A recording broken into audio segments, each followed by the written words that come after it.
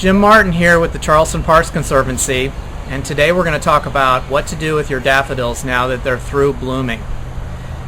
This is a good time of year to go ahead and look at some maintenance issues with your daffodils that will help them to go ahead and produce the kinds of energy they need to prepare for next year's bloom set.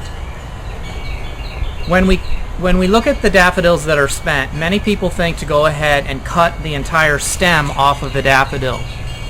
And as you can see here, here's a daffodil stalk that has finished blooming.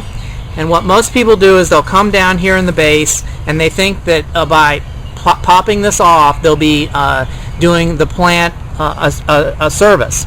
Actually, what happens is this stem here actually helps the plant produce energy for next year's bloom.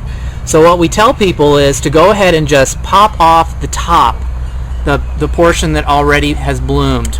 And what you leave behind is this green stem, which will then, as I said, produce energy for next year's bloom. Now the biggest question this time of year is, when can I go ahead and cut this foliage out? Remember, if it's green, you leave it. The minute it starts to turn yellow, it's finished doing its duty for the year, and you can go ahead and cut that foliage back to the ground.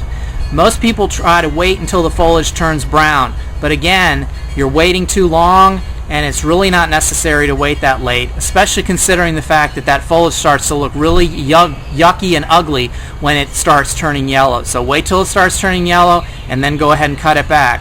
So what about adding any organic matter to the soil at this time of year? Well, remember, with the green foliage, they're still producing energy for the flowers. So at this time of year, I like to go in and add some compost to the soil. This morning we're going to go ahead and add some mushroom compost. Mushroom compost is a byproduct of the mushroom industry, and it's horse manure and it's basically straw that's been composted down. So we're going to go ahead and add the compost, and we're going to do what's called top dressing. Top dressing is a process where we'll add about 2 to 3 inches worth of compost, and then we're going to go ahead and use our fingers to work that into the soil, not damaging the roots in any way.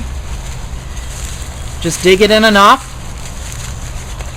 And what that will do is add some nice organic matter, add some nutrients for the bulbs so that next year's bloom set will be as pretty as this year's.